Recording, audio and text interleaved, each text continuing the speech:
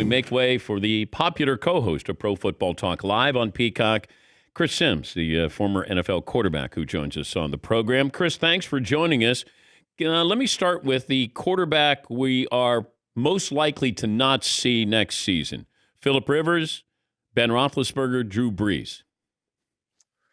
Okay, the one we're most likely not to see. I think it's really up in the air for all three of them.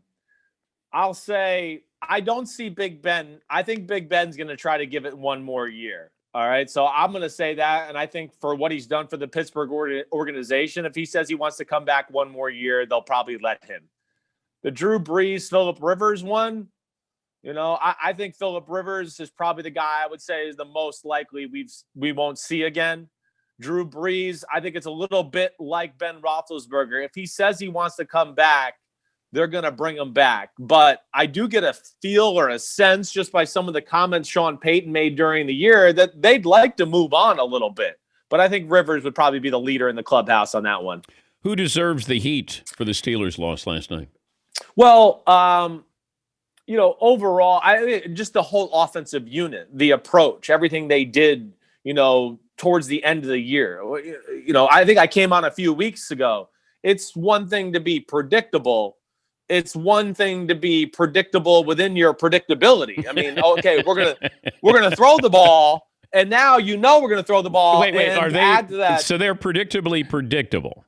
Right, that's the better way to say it. See, me and English aren't always all that good, but that's the way to say it. That's why they pay you the big bucks. Me talk pretty. Yeah, me talk pretty. Right. Me play football. Me blonde. Me not that smart.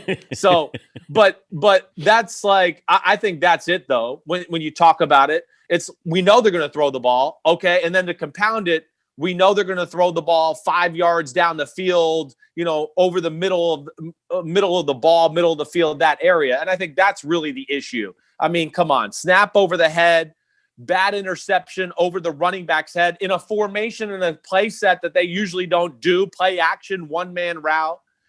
Then they get into the next drive and it's a 3rd and 1. And they can't even run the ball for a yard if they really want to, because that's not what they are. So it's really overall just the offense in general. And, of course, Big Ben's a big part of that. By the way, we're focusing on the teams that lost over the weekend right now. And then we'll talk about, moving forward. So just so you know. Cool. The Rams and the Seahawks, I'm not surprised at what happened. I'm surprised at how it happened. It really felt like the Rams, that was a varsity and Seattle was a junior varsity. How did that happen? At home to Seattle. Yeah, well, the Rams defense is special. That's the first thing. And the one thing I say when I really break down Rams-Seahawks matchups too, you got to remember, the Rams were built to beat the Seahawks. When Sean McVay took over, Seahawks were king of the world. So you're going to build your team to, wait, how are we going to win our division? And that was, priority number one. So really on the field, player for player, they match up well with them.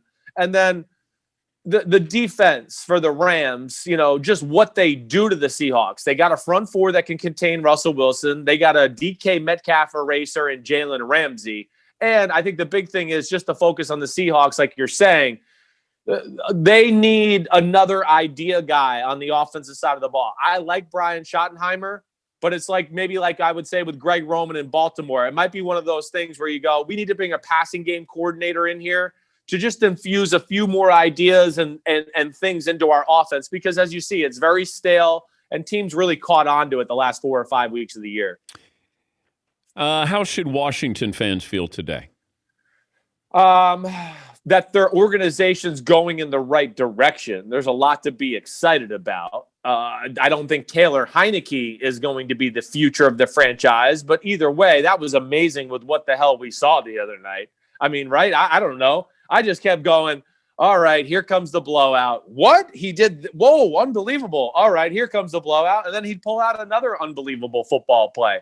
But between that defense, some of the guys they got all over there, even in the secondary, they got a good offensive line.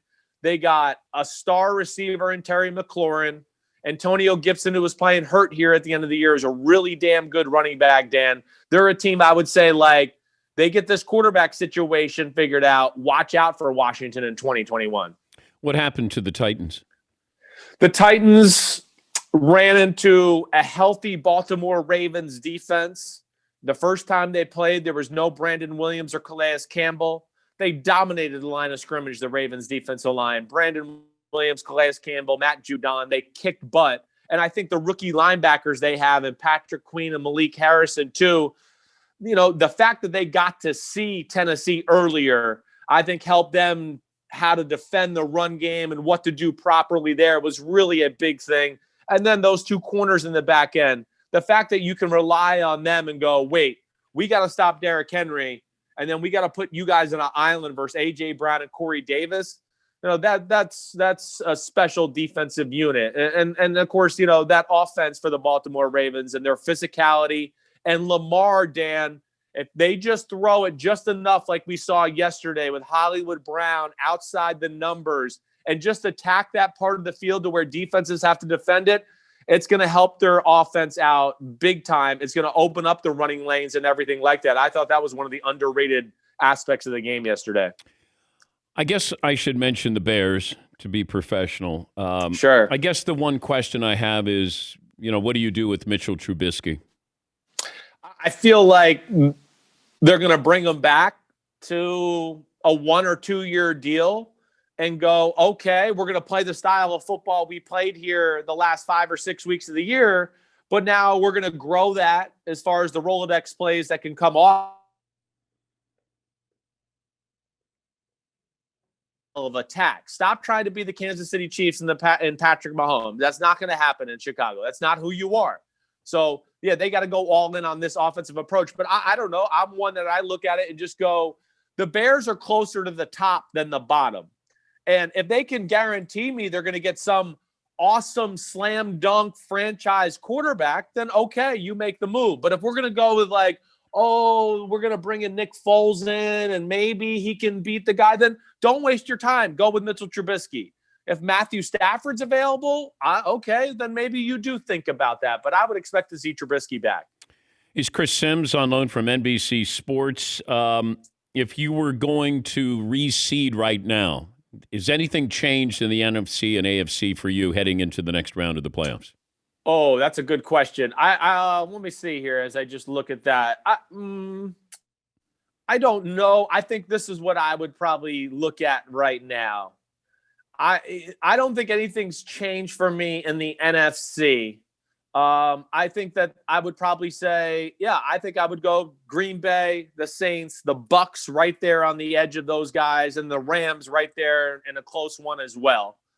But in the AFC, Kansas City's the king, but that Bills Baltimore Ravens for number 2 seed or number 2 spot in the AFC hierarchy right now, I think that's very close. I think that's a scary matchup for Buffalo for this week. We saw what that Colts offensive line did to that Bills defense. The Colts outplayed the Buffalo Bills. The Bills just had the best player on the field in Josh Allen, and that's why they overcame it. But I would be worried about that running tack and Lamar Jackson versus Buffalo this week. We've talked about this before. I applaud Cleveland for finally understanding who they are. Right. And I said if Stefanski was on the sidelines, I would have picked them to beat Pittsburgh. Well, as it turned out, they didn't need him on the sidelines. The identity that they have, can that identity beat Kansas City in Kansas City? I think it can give them a tough time. I don't know if their defense is good enough to pull through against Kansas City. I do think that their offense could be good enough to where they can maybe do what we saw the Colts do to the Buffalo Bills the other day. Run the ball, keep their offense on the field, run out the clock, keep Mahomes next to the Gatorade bottles and everything like that. And you got a chance to make the game interesting, certainly. But I think it would worry me is more that Browns defense. And I know they're going to be healthy with some guys being back, but it's not a very good unit. And a week off with Andy Reid and Patrick Mahomes, I think that could be scary. What would you do with Deshaun Watson if you were the GM of the Texans? Well, I would never give Deshaun Watson away for less than anything, just absolutely jaw-dropping, unbelievable. I can't say no to that trade offer. Dan, the biggest perplexing thing to me, Deshaun Watson, no doubt one of the 5 best quarterbacks in the game. You told him going into this process you were going to let him have a say or at least be in the conversation. And then we get to this moment, and the guy that he kind of vouched for, and Eric Bieniemy, You don't even interview him. I don't know what else to say to Houston other than that you're stupid. I don't know. You interview the guy just to say to your quarterback, who's the star of your team, hey, we interviewed the guy you talked about. Hey, it didn't work out. Blah blah blah blah blah blah. But you do that for just that element alone, and that's what I don't understand. And they're in a weird spot down there right now. Would you trade him to Miami for Tua, and let's say you get a couple of first-round draft picks? It would have to be a lot of first-round draft picks. It would be, and I don't know if I would do that right now. I don't know. I think because Tua, to me, it's still up in the air for what Tua is. I'm not sold on Tua. Is definitely a franchise. Like, we got our guy for 10 years. I'm not sure about that yet. I don't mean disrespect to him. I'm rooting for him. But I think we all saw the same thing at the end of the year. It was a little concerning, and I'm not sure I'm ready to stamp it and just go, I like what I saw, and he's the guy for the future. Thank you, Chris. As always, we appreciate your time. We love that you wrap up the weekend in your own style there. Thanks for joining us. Tell Florio we said hello. I will. Say hi to the guys. Be good, Dan. That's Chris Sims. He is one of the stars of Pro Football Talk Live on Peacock, 6 to 9, every Monday through Friday.